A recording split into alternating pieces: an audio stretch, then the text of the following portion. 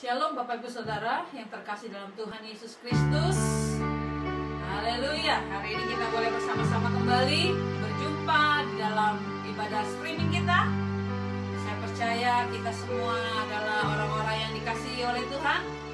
Kita datang dengan kesungguhan hati kepada Tuhan. Saya percaya Tuhan hadir di rumah kita masing-masing. Amin Bapak Ibu. Mari kita siapkan hati kita di hadapan Tuhan. Percaya Roh Kudus akan dicurahkan buat setiap kita, hati yang haus, hati yang lapar akan Tuhan, Tuhan akan puaskan. Amin. Berbahagialah orang yang lapar dan haus akan kebenaran Tuhan, maka mereka akan dipuaskan. Amin. Bapak Ibu, mari kita berdoa di hadapan Tuhan. Bapak yang baik, kami mengucap syukur Tuhan. Ibadah hari ini kami serahkan dalam tangan kuasa-Mu ya Bapa. Kami percaya Tuhan dari awal pertengahan hingga akhirnya ibadah ini ya Tuhan, kami persembahkan hanya bagi nama Tuhan saja. Tuhan, gak ada yang lain Tuhan, hanya Engkau saja yang kami sembah Tuhan. Apapun situasi dan kondisi kami pada hari-hari ini ya Tuhan, kami percaya Tuhan nomor satu dalam hidup kami. Engkau tidak pernah tergantikan ya Tuhan. Kami siapkan hati kami Tuhan, seluruh kehidupan kami semuanya Tuhan, roh, jiwa dan tubuh kami sempurna di hadapan-Mu Tuhan, untuk menaikkan pujian syukur kami ke Tuhan, kepadamu saja ya Tuhan Yesus. Terima kasih Bapa, terima kasih Tuhan. Engkau dimuliakan, Engkau diagungkan, Engkau ditinggikan Tuhan. Kami percaya Engkau berdaulat Tuhan, di atas segala pujian umat-Mu ya Tuhan. Di segala pujian umat-Mu ya Tuhan, kami akan memuji Engkau Tuhan. Kami akan bersorak-sorai bagi Engkau Tuhan Yesus. Biarlah nama-Mu dipermuliakan, ditinggikan, diagungkan sampai selama-lamanya. Terima kasih Bapak, terima kasih. Hati kami siap untuk memuji Engkau saat ini Bapak. Dalam nama Tuhan Yesus kami berdoa dan mengucap syukur. Haleluya. Bersama kita katakan amin. Tepuk tangan buat Tuhan kita yang luar biasa. Haleluya, haleluya. Bapak Ibu, mari kita bangkit berdiri bersama-sama. Kita akan memuji Tuhan, sebab hari ini hari yang dijadikan oleh Tuhan. Haleluya.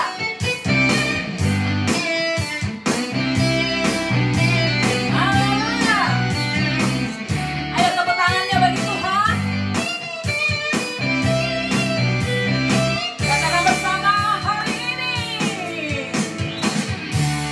Hari ini, hari yang telah dijadikan Tuhan. Mari kita bersuka.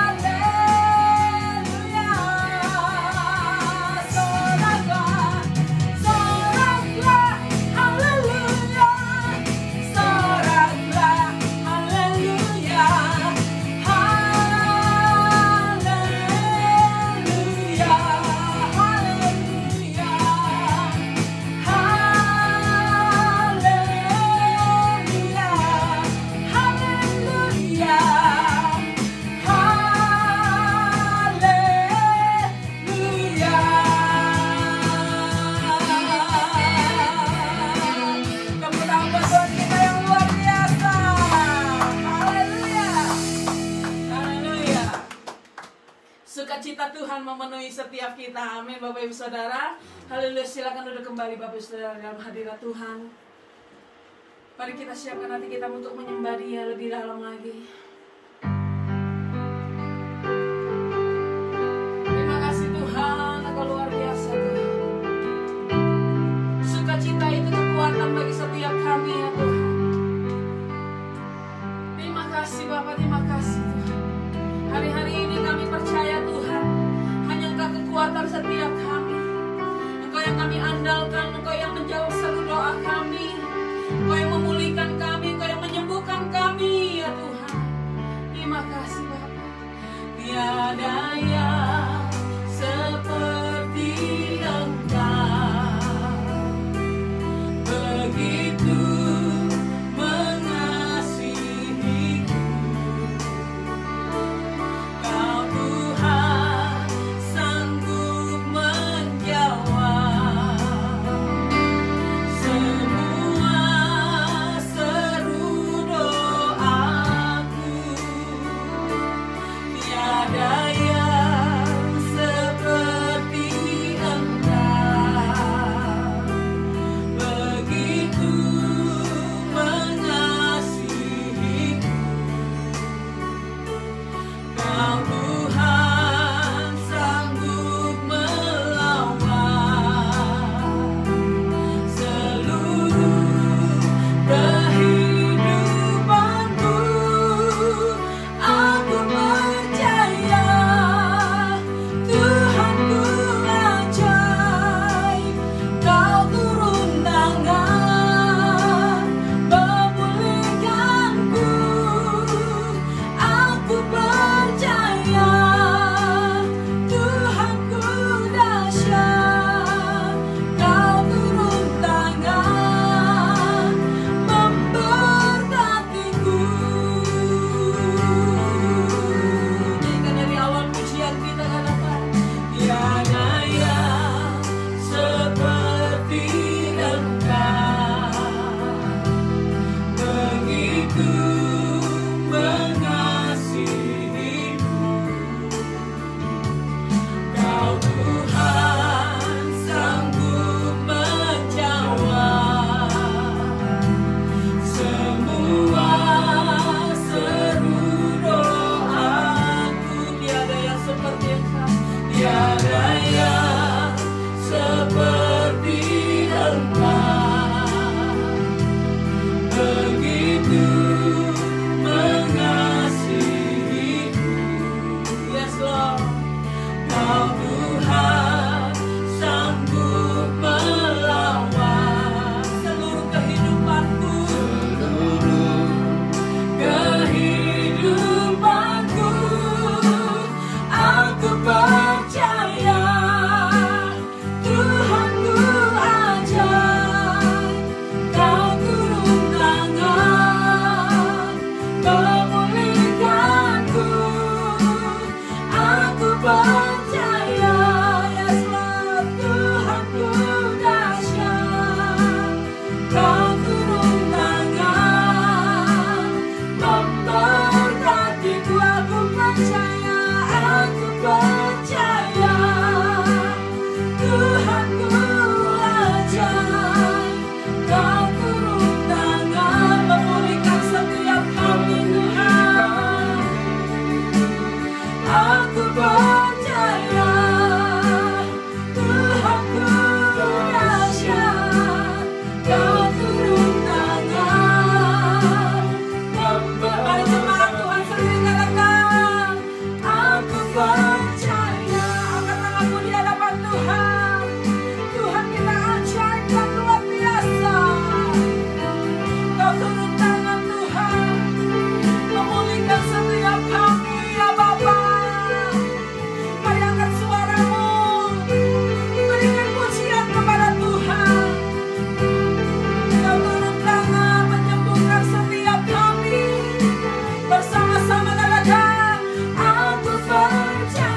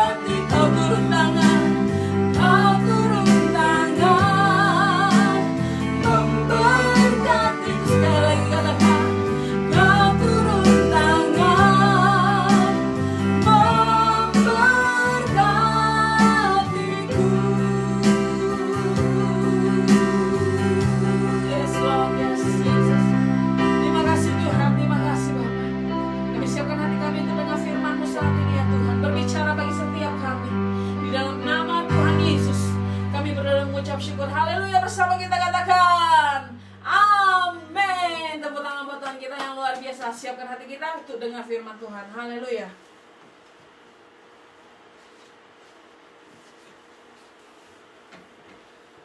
Puji Tuhan, Bapak Ibu Saudara sekalian yang dikasihi dan diberkati Tuhan. Salam sejahtera buat setiap kita. Shalom.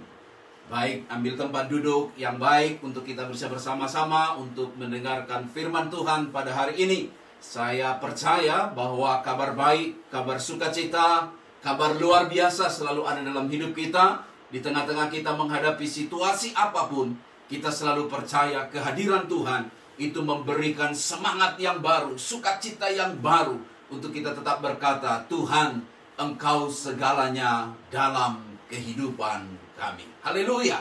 Baik, kesempatan yang indah ini, mari kita lihat bersama-sama apa kata Tuhan buat setiap kita untuk menjadi bekal makanan rohani bagi setiap hidup kita untuk mendengarkan dan mendapatkan firman Tuhan yang adalah makanan rohani buat setiap hidup kita. Nah, Bapak Ibu Saudara sekalian yang dikasihi Tuhan, yang ingin saya sampaikan pada hari ini adalah satu pendahuluan tentang data WHO tentang bagaimana pengaruh dari COVID ini dengan update pada tanggal 7 September itu dinyatakan bahwa ada kasusnya yaitu 220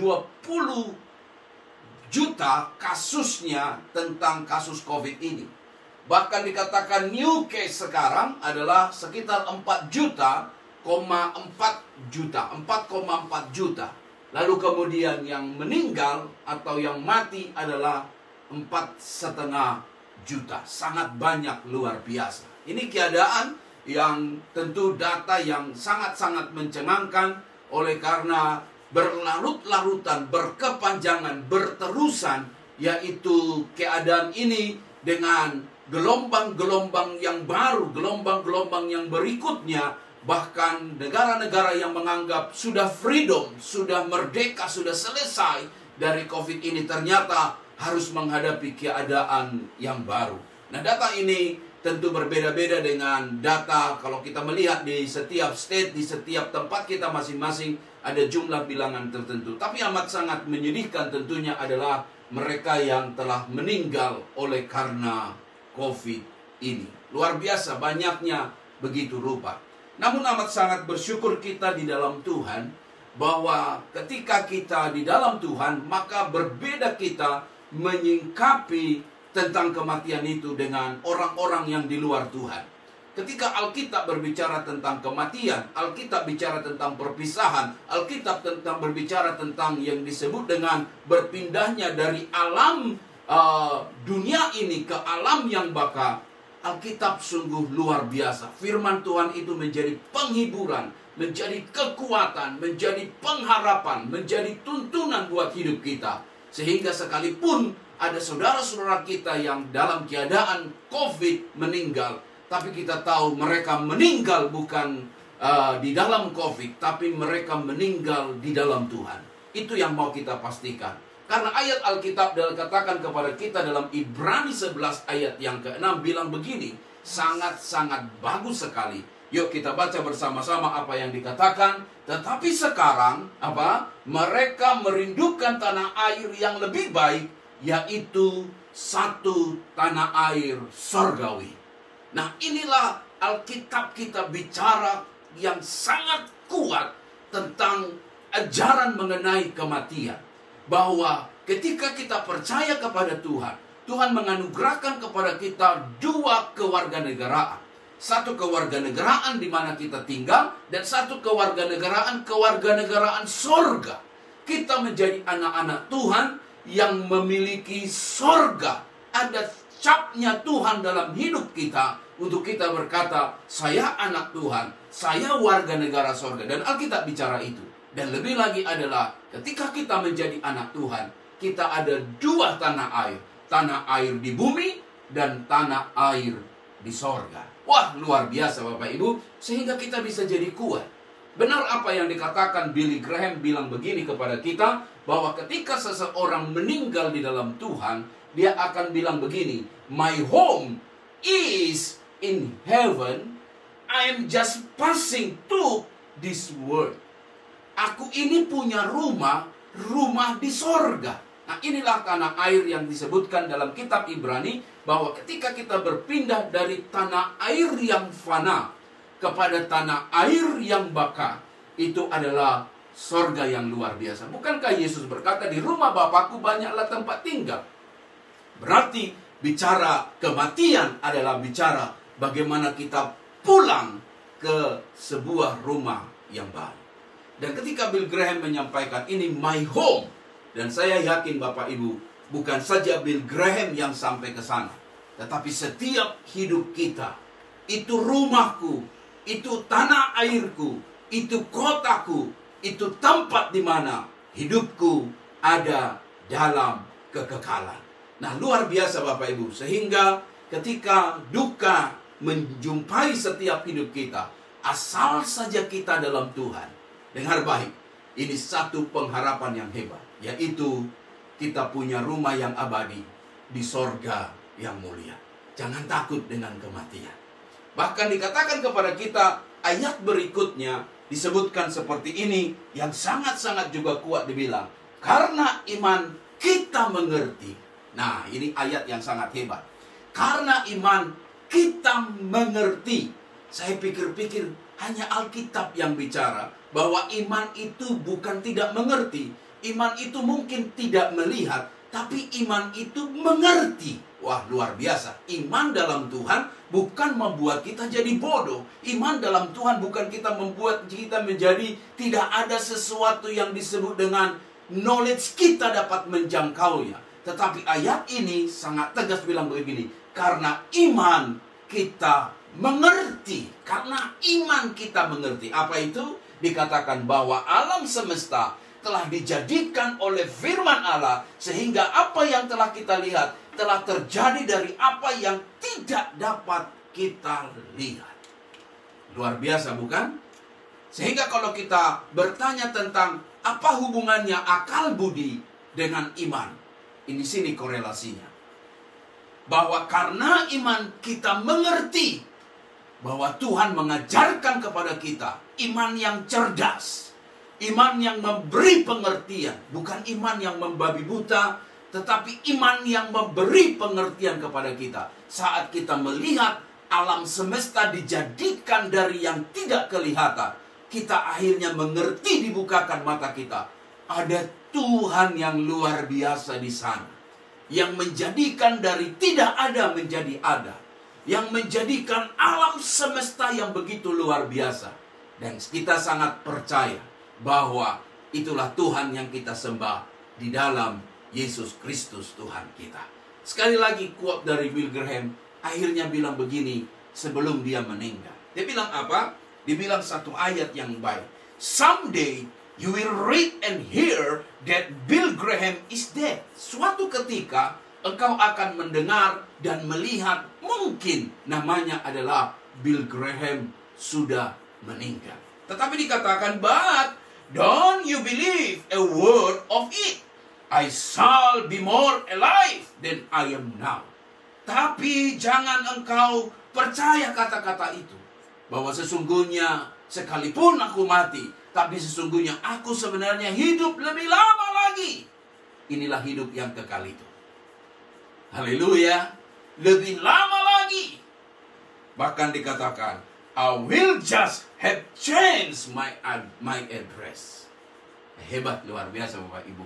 Ayat ini menjadi ayat kekuatan iman setiap Bapak Ibu, dimanapun engkau sedang berada.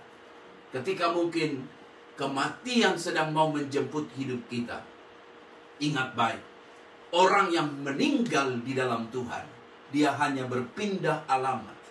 Dari alamat rumahmu di mana engkau berada, ke satu alamat yang bernama sorga yang mulia. Luar biasa. Pengharapan kita, iman kita, sehingga ketika keadaan apapun yang kita alami, sekali lagi, jangan pernah takut mati. Percayailah, Tuhan dengan firman-Nya punya jawaban buat hidupmu hari ini dan hidupmu yang akan datang. kalau Tuhan masih beri kita kesempatan hidup, tetaplah produktif, berbuah, layani Tuhan, setia. Karena itu yang Tuhan mau di hidup kita. Tetapi jika hidup ini harus kita akhiri dengan pertandingan yang baik, biarlah kita finishing well. Tetap kita bertuhankan Yesus dan percaya hanya Dialah satu-satunya juru selamat yang menjadi jaminan buat hidupmu dan hidupku di kekekalan bersama dengan Tuhan yang luar biasa itu. Haleluya! Puji Tuhan. Nah, kitab Ibrani 11 mencatatkan kepada kita Bapak Ibu bahwa tokoh-tokoh iman yang luar biasa. Bahkan dikatakan pada ayat bagian asli begini, sebab itu Allah tidak malu disebut Allah mereka. Nah, inilah yang hebatnya apresiasi, satu penghargaan, satu reward, bahwa ketika mereka mengakhiri hidup ini, mereka disebutkan Tuhan tidak malu dengan hidup mereka, perjuangan mereka, iman mereka. Dan saya sangat yakin Bapak Ibu, ini jangan hanya dialamatkan buat mereka, tapi itu kiranya menjadi bagian kita. Jangan sampai Tuhan malu dengan hidup kita. Dan selalu kita bertanya tiap hari, apakah Tuhan bangga dengan hidup saya? Apakah Tuhan mengapresiasi kesetiaan saya? Apakah Tuhan bangga dengan hidup Bapak Ibu? Atau malah sebaliknya, Tuhan malu dengan hidup kita, di mana hidup kita bukan jadi batu penjuru, tapi jadi batu sandungan. Hidup kita bukan jadi berkat bagi banyak orang, tetapi menjadi cemoohan. Sampai orang bilang, orang Kristen kah seperti itu? Karakter Kristus kah seperti itu? Tetapi ayat ini biar kiranya menjadi milik kita. Bahwa ketika Tuhan mengapresiasi tokoh-tokoh iman yang ada dalam kitab Ibrani itu, Tuhan bilang begini, aku tidak malu disebut Allah mereka. Ada beberapa tokoh-tokoh iman yang dicatatkan di sini. Ada iman Habel, iman Henok, iman Nuh, iman Abraham, iman Ishak, iman Yakub, iman Yusuf, iman Musa, dan iman-iman yang lain. Sekali lagi, mereka bukan orang yang sempurna. Kesempurnaan tidak ada pada manusia, siapapun. Kesempurnaan hanya ada pada Tuhan.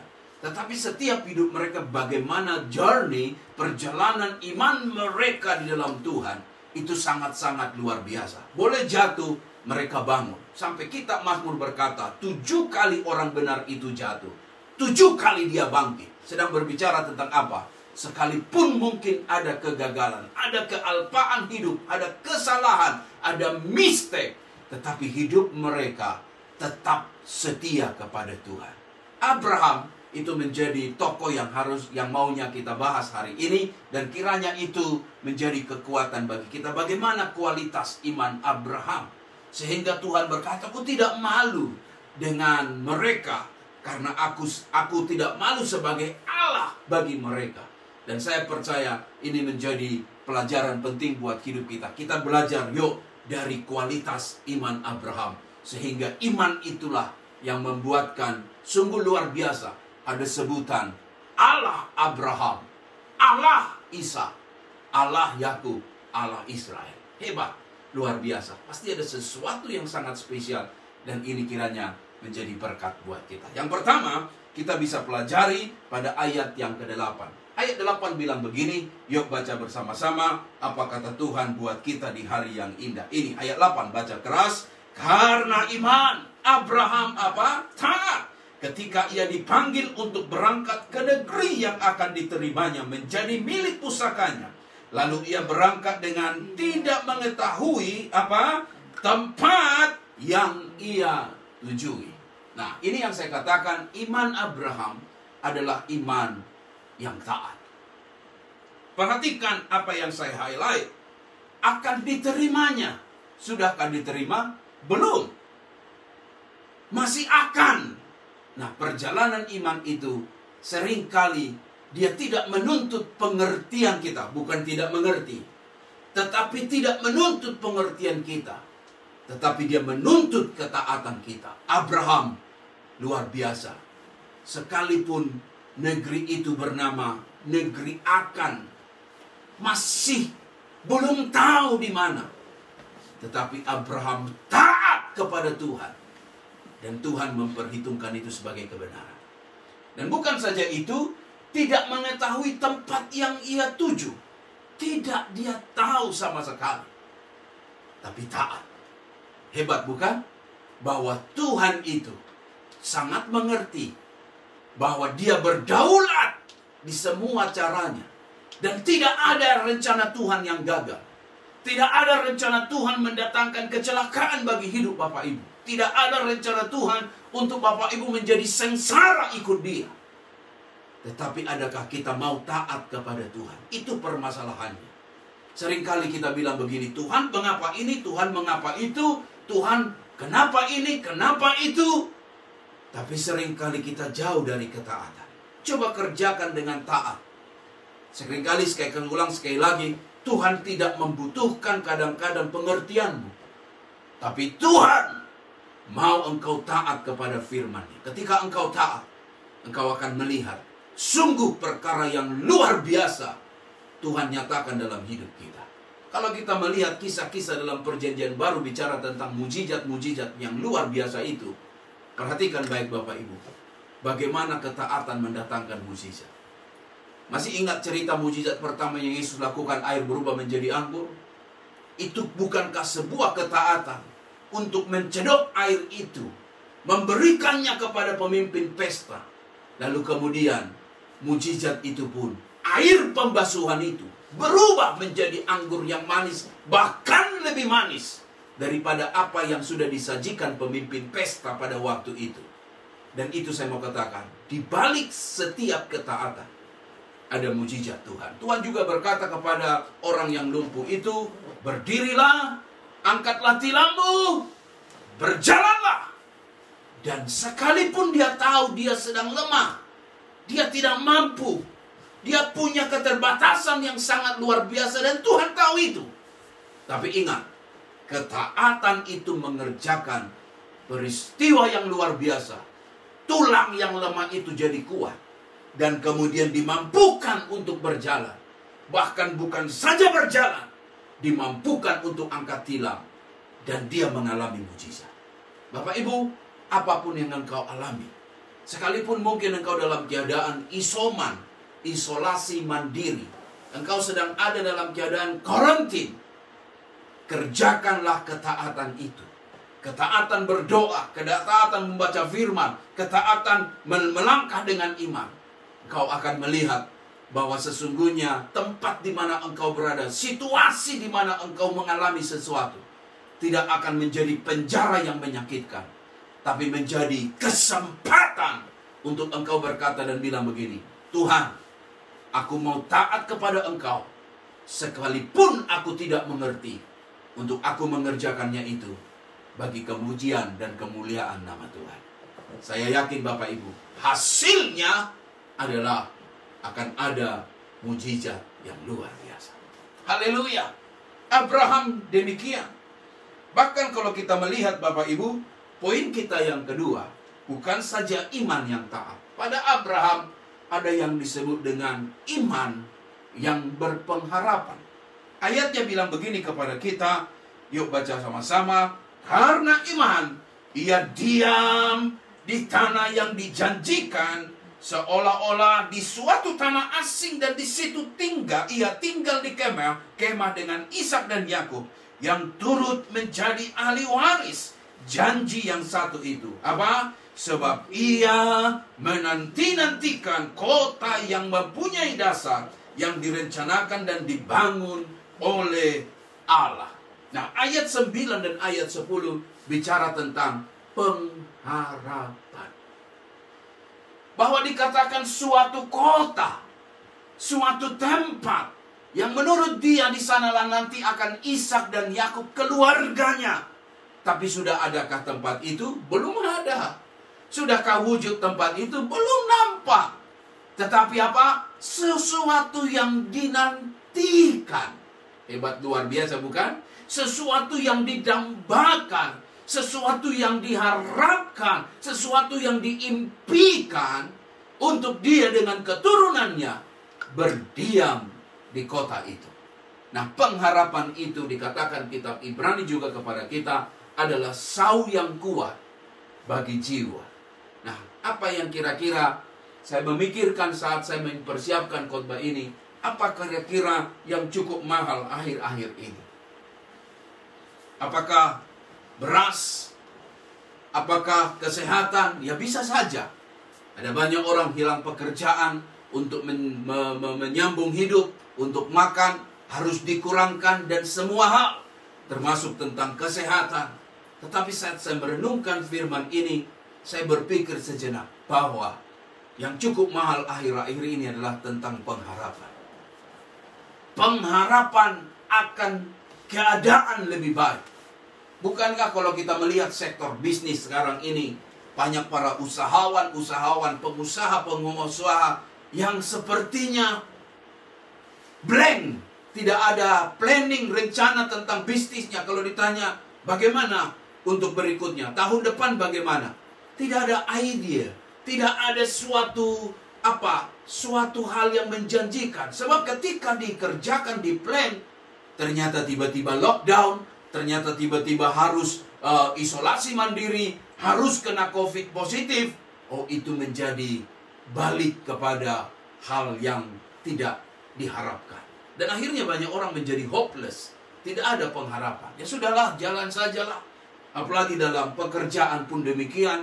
Ada banyak dream-dream, khususnya anak-anak muda yang berpikir, oh aku akan belajar, aku akan bekerja, setelah bekerja aku akan menabung, aku akan punya properti, akan punya mobil, dan aku akan menikah. Semuanya itu ternyata lockdown, semua pun berubah. Bapak Ibu Saudara sekalian yang dikasihi Tuhan, pengharapan menjadi nilai yang sangat mahal di keadaan itu. Belum selagi tentang pariwisata. Kalau kita melihat Facebook setiap tahun selalu kemudian mereview kita, memberikan sejarah kenangan-kenangan di masa yang lalu. Yang 7 tahun lalu, 3 tahun lalu, 2 tahun yang lalu, pergi kemana kita. Tapi ternyata tahun ini, bahkan dalam 2 tahun ini, kita tidak bisa pergi kemana-mana. Sehingga udahlah, biarlah itu tiket hangus. Karena apa? Kita sudah beli tiket, sudah plan, tiba-tiba lockdown, tidak dapat pergi kemana-mana, dan kemudian mau cari tanggal pun pusing. Kita tidak tahu sampai kapan ini akan berakhir. Nah, ini keadaan yang sangat-sangat menyedihkan. Belum saja lagi yang disebut dengan sektor, yaitu tentang kesehatan. Tahukah Bapak Ibu, obat yang hebat, rumah sakit yang hebat, sudah tidak menjadi jaminan. Seberapa banyak uang kita ternyata hanya untuk obat bagi penyakit COVID-19 ini. Hanya bicara tentang imun tubuh. Ada orang banyak menabung tabung gas, menyimpannya, lalu kemudian cari obat ini, obat itu, vitamin ini, vitamin itu. Wow, ternyata tidak menjadi obat yang sangat manjur. Karena apa? Toh obat itu seolah-olah datang dari natur sendiri, dari alamiah, yaitu yang disebut dengan imun tubuh. Nah Bapak Ibu, di semua keadaan yang sedang kita alami, nasihat khotbah hari ini adalah, milikilah iman yang tetap berpengharapan. Milikilah tetap iman yang percaya bahwa hari besok jauh lebih baik dari hari ini. Milikilah iman bahwa tidak ada yang abadi di dunia ini, sekalipun itu virus. Bahkan kalau kita melihat keadaan yang ada, kadang-kadang kita menjadi tawar hati. Kadang-kadang kita bilang begini, sudahlah, semuanya tidak ada gunanya. Bapak Ibu, Tuhan tahu apa yang engkau alami.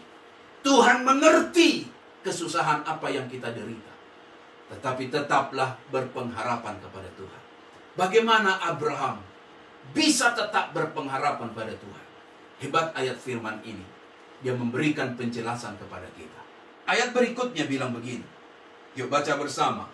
Dia bilang begini. Karena iman, ia juga dan Sarah beroleh kekuatan untuk menurunkan anak cucu, walaupun usianya sudah lewat. Karena apa? Ia menganggap Dia yang memberikan janji itu setia. Apa yang harus ada pada iman pengharapan kita? Dengar, berpengharapanlah bukan untuk situasi. Berpengharapanlah bukan pada keadaan, tapi berharap dan peganglah janji Tuhan bahwa Tuhan yang engkau kenal adalah Tuhan yang setia. Kalau kita lihat arah pandangan kita kepada keadaan, kita bisa jadi lemah. Kita bisa tidak mampu. Bisa jadi bilang begini, ya sudahlah. Tetapi ketika kita arahkan mata hati kita kepada Tuhan, bahwa Tuhan itu Tuhan yang berjanji, Tuhan itu Tuhan yang setia, Tuhan itu Tuhan yang menggenapi janjinya. Saya yakin Bapak Ibu, setiap hidup kita akan mendapatkan kekuatan yang baru. Bukankah janji Tuhan keturunannya seperti bintang di langit, keturunannya seperti pasir di tepi laut? Demikian katanya. Tapi belum melihat itu, namun tetap berharap kepada Tuhan. Dan dengar, pengharapan itu tidak akan mengecewakan. Hebat bukan? Tetap nantikan Tuhan. Haleluya. Tetap percayai Tuhan. Bahkan ayat yang hebat dalam kitab Yesaya 40 ayat 31 bilang begini. Yuk baca bersama-sama ayat yang hebat ini. Tetapi orang-orang yang menanti-nantikan Tuhan mendapat kekuatan baru. Mereka seumpama raja wali yang naik terbang dengan kekuatan sayapnya. Hebat bukan Bapak Ibu? Orang yang menanti-nantikan Tuhan bukan jadi malas, mendapat kekuatan yang baru. Ada kekuatan yang ekstra. Bahkan dikatakan, mereka seumpama raja wali yang naik terbang. Hebat Bapak Ibu. Saya yakin ketika kita belajar tentang hidup dari raja wali, untuk dia menambah usia 40 tahun lagi, maka dia harus naik ke tempat yang lebih tinggi. Paruhnya dipatokkan pada batu. Dan bagaimana bulunya akhirnya berubah menjadi tumbuh bulu-bulu yang baru. Kukunya pun demikian. Sampai akhirnya Raja Wali ini punya kuku yang baru, paruh yang baru, sayap yang baru. Akhirnya bertambahlah usia hidupnya lagi. Demikianlah anak-anak Tuhan yang menanti-nantikan Tuhan akan punya kekuatan yang baru. Kekuatan yang baru untuk kita menghadapi keadaan yang ada. Sekali lagi, fokuslah bukan dengan keadaanmu. Fokuslah bukan dengan situasimu. Fokuslah bukan dengan kekuranganmu. Tapi fokuslah kepada Dia, Tuhan yang berjanji adalah Tuhan yang setia. Dan kesetiaannya akan memberikan suatu jaminan bahwa apa yang dijanjikannya pasti akan digenapi. Abraham akhirnya punya anak. Di usia Sarah 90 tahun, Abraham 100 tahun. Dan kemudian dari Ishak lahirlah kemudian Yakub. Lahirlah kemudian generasi Israel. Dan sekalipun harus lambat nampaknya, tapi Tuhan tidak pernah terlambat. Sekalipun nampaknya terlalu lama, tapi ingat baik, Tuhan selalu bekerja on time, di waktu yang Tuhan sudah janjikan. Haleluya. Poin kita yang ketiga hari ini, saya percaya Bapak Ibu tetap semangat. Amin. Iman yang rela. Baca ayat 17-nya. Hebat. Karena iman maka Abraham tak kala ia dicobai mempersembahkan Ishak. Ia yang telah menerima janji itu apa? Rela mempersembahkan anaknya yang tunggal. Rela mempersembahkan anaknya yang tunggal. Kualitas iman Abraham bukan saja dia taat. Kualitas iman Abraham bukan saja ia berpengharapan. Tapi mari miliki bersama iman yang hebat ini. Kualitas iman Abraham, ia rela mempersembahkan anaknya kepada Tuhan. Iman itu rela. Ini yang sangat susah Bapak Ibu. Iman berkata, haleluya, puji Tuhan, haleluya, Allahku luar biasa. Mudah. Tapi ketika dituntut sesuatu di hidup kita, untuk mengerjakan sesuatu yang Tuhan mau, apakah kita mau rela? Sering-sering kali berat hati ini. Seringkali terlalu banyak pertimbangan. Seringkali memberi pun tidak mau ikhlas. Sehingga yang jadi adalah kita melukai hati Tuhan. Melalui khotbah yang baik ini, mari izinkan kerelaan itu, iman yang rela itu ada di hidup kita. Sehingga ya saya sangat percaya bahwa apapun yang kita kerjakan bagi Tuhan, Tuhan lebih tahu apa yang terbaik bagi Dia, dan Tuhan selalu merespon sikap hati kita. Ini yang dikerjakan oleh Ayub. Sekalipun pada awalnya ia berbantah-bantahan dengan dirinya, mengapa dia harus menghadapi keadaan yang ada. Tetapi kalimatnya kepada istrinya merupakan satu kalimat iman yang rela. Masakan kita hanya mau menerima yang baik saja dari Tuhan, sementara baik dan dengan tidak baik itu sesuatu yang dijodohkan. Bagaimana perspektif iman Ayub, bahwa di balik iman yang berkata Tuhan itu hebat dan setia, harus ada juga iman yang rela. Siapa kita di hadapan Tuhan? Tuhan itu berdaulat, Tuhan itu pencipta, kita hanya ciptaan. Jangan berbantah dengan Tuhan, jangan berdebat dengan Dia. Miliki satu sikap yang rela. Kalau hidupmu udah mau dipakai oleh Tuhan, relakan. Tuhan bilang, aku mau dipakai oleh engkau. Pakailah seturut maumu. Dan hidup yang rela diberikan kepada Tuhan adalah persembahan yang harum dalam kemuliaan Tuhan. Abraham akhirnya membawa Ishak. Bukit Moria menjadi saksi. Bukan Ishak yang jadi akhirnya dikorbankan, tapi ada domba yang tertambat yang akhirnya dipersembahkan bagi Tuhan. Membuktikan Tuhan melihat respon hatimu. Apakah engkau rela? Atau engkau menahan-nahan? Atau engkau terpaksa? Atau engkau ngedumel? Engkau bersungut? Kiranya itu dijauhkan.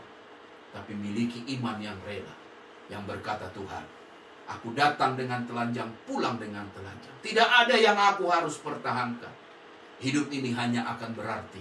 Bukan karena uang, bukan karena handphone, bukan karena yang lain. Tapi hidup ini berarti hanya kalau ada Tuhan dalam setiap hidup kita. Haleluya.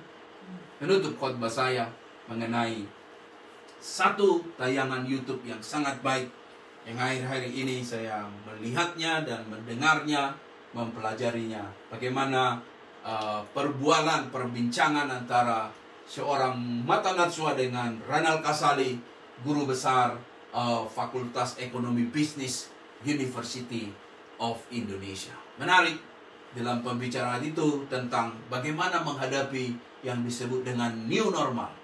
Kita menghadapi new normal, betul. Apalagi sejak 9/11, yaitu bagaimana 20 tahun yang lalu ada peristiwa yang hebat, yaitu teroris menyerang Pentagon. Sehingga hal-hal yang security, hal-hal yang safety itu menjadi sangat-sangat penting. Orang dulu kalau pergi naik pesawat terbang, bebas saja. Kemudian mobil kita masuk ke hotel, biasa saja. Tetapi setelah peristiwa itu, berubah normal yang baru. Mulai ada scan, mulai ada cek tas, lalu kemudian kalau kita lewat airport, sampai tali pinggang atau gesper pun harus dibuka, dompet dikeluarkan, dicek begitu rupa, masuk bangunan pun demikian, tasnya dicek. Karena apa? New normal setelah peristiwa serangan teroris 20 tahun yang lalu. Dunia pariwisata, dunia di mana kita tinggal, semuanya berubah. Dulu ke airport cuma 2 jam dikatakan, tapi harus tambah lagi 1 jam, 3 jam untuk diperkirakan ada cek mengenai keselamatan. Demikian juga dengan COVID yang ada. Berubah semuanya. Social distancing, kemudian ada ada vaksin yang sangat-sangat menyita perhatian kita semua. Lalu kemudian ada yang disebut menggunakan masker, lalu kemudian ada disebut dengan hal-hal yang lainnya.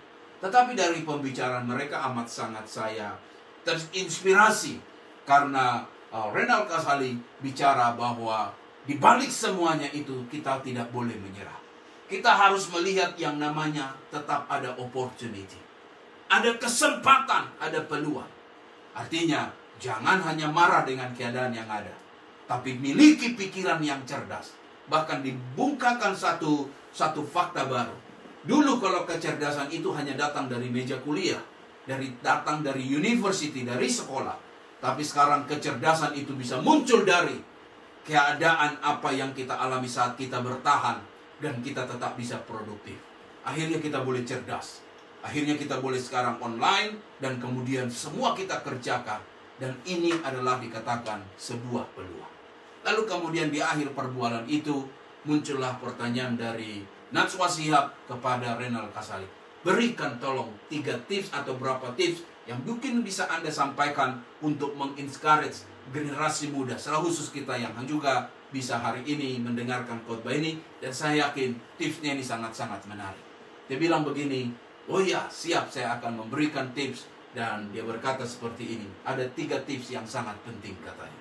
Oh, siaran ini sudah tahun 2020 di bulan Jun, tetapi amat sangat saya terinspirasi. Dibilang begini, untuk menghadapi keadaan yang ada 3. Yang pertama adalah harus mau susah. Oh, haleluya, harus mau susah. Bilang dengan orang sebelahmu, harus mau susah. Bilang dengan dia, harus mau susah. Bilang dengan dirimu, harus mau susah. Mungkin Anda bilang dengan saya, Pak Pendeta, saya udah susah, tidak mau susah lagi. Dengar baik, harus mau susah. Kalau engkau tidak rela menghadapi keadaan yang ada, yang muncul adalah jadi stres. Saya tambahkan ini kalimat, bukan harus mau susah, harus rela susah. Sekarang ini kan harus pakai masker. Mau bernafas saja susah, pakai lagi masker. Wow, kita harus rela susah. Kalau tidak, di-fine 500 Australian dollar. Orang tidak pakai masker. Siapa yang mau membayarnya? Uang kita sebanyak berapa? Tapi harus mau susah. Kita pakai masker. Harus di-swab. Oh, susah lagi. Hidung udah lubangnya terbatas, ditusuk lagi. Kita harus bilang, gak apa-apa, harus mau susah. Karena apa? Tanpa swab, tanpa vaksin sekarang, banyak pabrik-pabrik, banyak tempat pekerjaan tidak akan bisa mengizinkan kita kerja tanpa 2 hal itu, swab dan vaksin. Harus rela susah. Amin. Amin. Yang kedua, jangan kaku dengan perubahan. Nah, ini sekarang sudah berubah. Wow, sudah berubah. Dunia kita ditinggal ini sekarang dibutuhkan yang namanya kecerdasan teknologi. Kecerdasan membaca konteks katanya. Sekarang handphone pun semuanya. Semua harus beli online. Mau nggak mau harus kita belajar. Apa yang disebut dengan banking online. Transfer banking. Belajar semuanya. Dan sekali lagi, jangan kaku dengan perubahan. Dan saya percaya Bapak Ibu, kita hidup di zaman ini, kita harus mau berubah. Bapak-bapak harus mau berubah. Ibu-ibu harus mau berubah. Anak-anak harus mau berubah. Zaman sudah sedemikian berada sekarang. Jangan kaku dengan perubahan. Yang ketiga dikatakan, jaga integriti. Ini sangat menarik Bapak Ibu. Artinya apa? Jangan sampai terkikis, mengalami erosi iman kita dan nilai-nilai hidup kita. Sehingga sekalipun online, Bapak Ibu tetap semangat melayani Tuhan. Jangan marah, online melulu, saya mengantuk. Enggak. Kita harus rela susah. Rela susah. Lalu kemudian, hadapi perubahan yang ada. Pertahankan nilai-nilai itu. Dan saya yakin Bapak Ibu, Tuhan menghargai setiap ketaatan kita. Amin. Amin. Sehingga kalau kita pun ada face mask, social distancing, tidak jadi masalah. Buktinya saya dapat khotbah dengan Bapak Ibu sekarang dimanapun engkau berada. Banyak bilang begini, Pak Pendeta kapan mau khotbah di tempat kami? Kapan mau datang ke tempat kami? Sekarang melalui khotbah online ini, saya sudah datang ke tempat Anda. Tidak perlu bayar tiket. Luar biasa. Tidak perlu harus menunggu di bandara, di airport. Sudah jumpa dengan Anda. Kalaupun lockdown, ada siaran ini. perubahan ini tidak membuat kita menjadi hilang nilai-nilai semangat menginjil, semangat melayani, semangat memberitakan firman. Karena kita tahu Tuhan kita Tuhan yang tidak terbatas. Haleluya. Tuhan kita Tuhan yang hebat. Tetaplah semangat.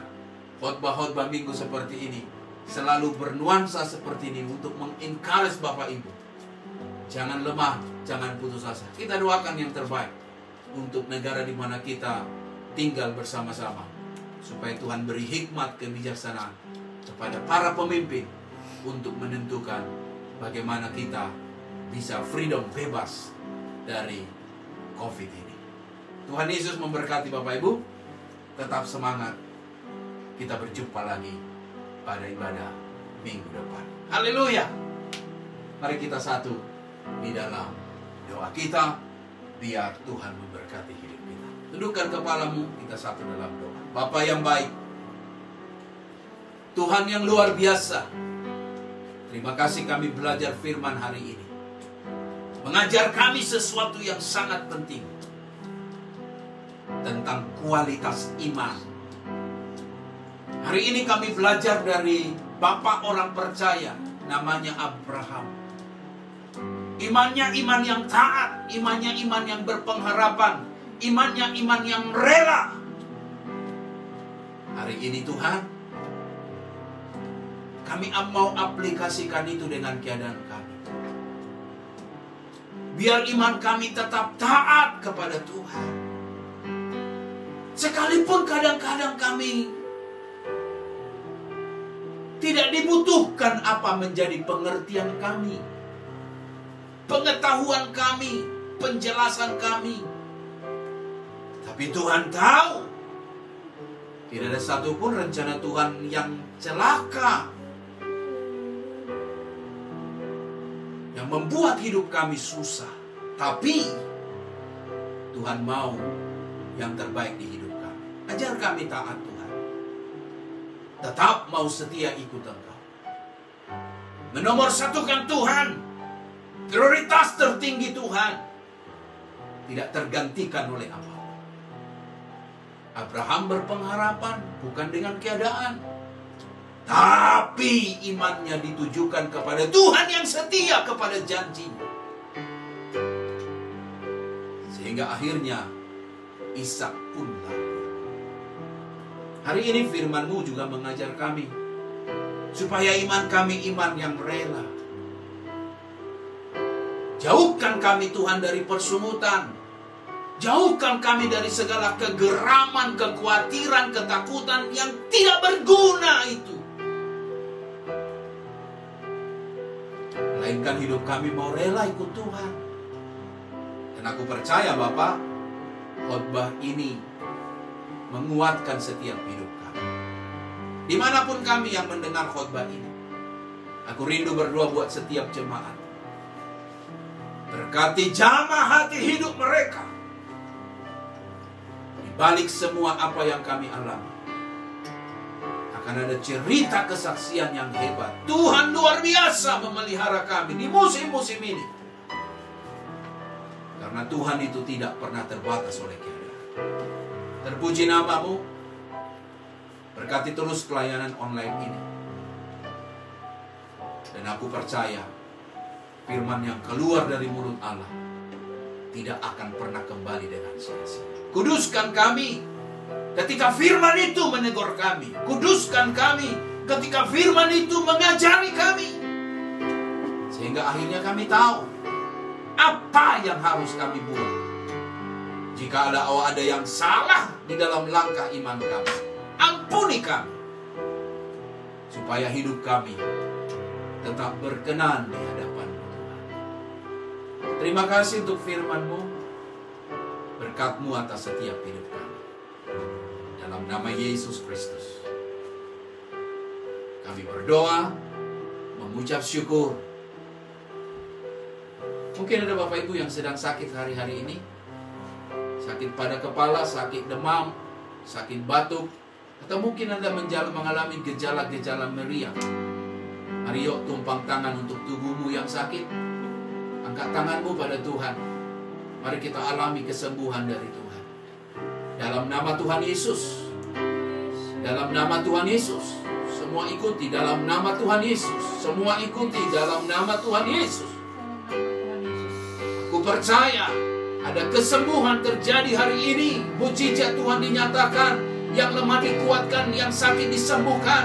Tubuh kami bukan tempat sakit penyakit. Oleh darah Yesus, kesembuhan Tuhan dialirkan. Dan aku percaya, mulai setiap jemaatmu yang meyakini, mengimani, berdoa bersama, mulai ada mengalami suatu hal yang baru. Mujizat dinyatakan. Dalam nama Yesus, sakitmu diangkat Tuhan. Kau mengalami mujizat. Kau bisa bersaksi. Tuhan yang engkau kenal. Tuhan yang hidup, Tuhan yang luar biasa. Oh, mengucap syukur kepada Tuhan. Say thank you to Lord. Terima kasih Yesus. Kau hebat, luar biasa. Dan puji namamu Bapa. Haleluya, aku percaya. Aku percaya Tuhanku ajak. Kau turun tangan, kau turun tangan, memulihkanku. Oh, aku percaya Tuhanku dahsyat, Tuhanku dahsyat. Kau turun tangan, memberkati. Kau turun tangan, kau turun memberkatiku, memberkatiku. Kau turun tangan, kau turun menyembuhkanku, menyembuhkanku.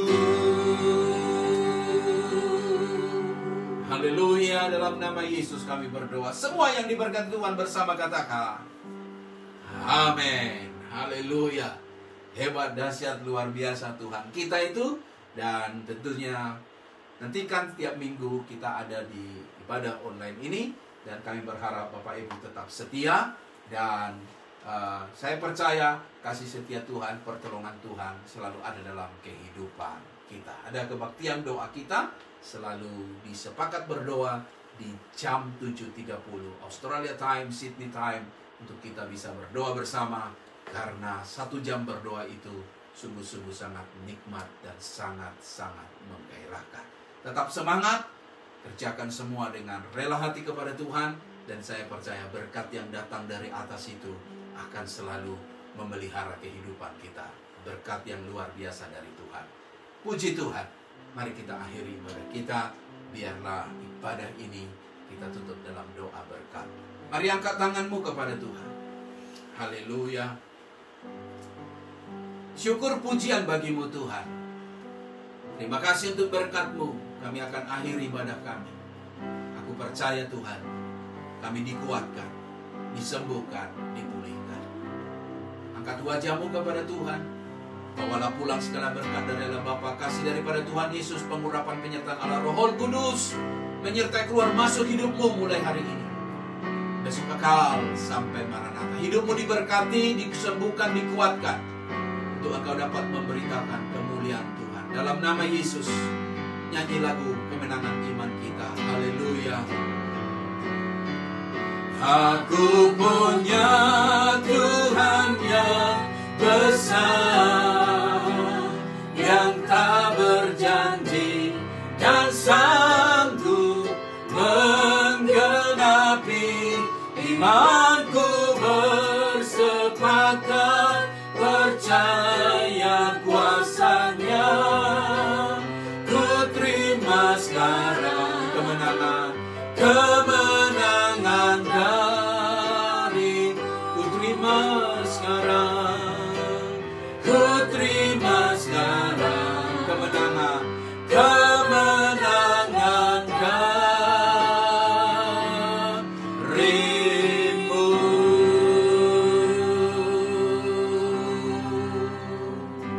Haleluya. Tuhan memberkati. Salam kiri kanan, ucapkan dengan dia Happy Sunday.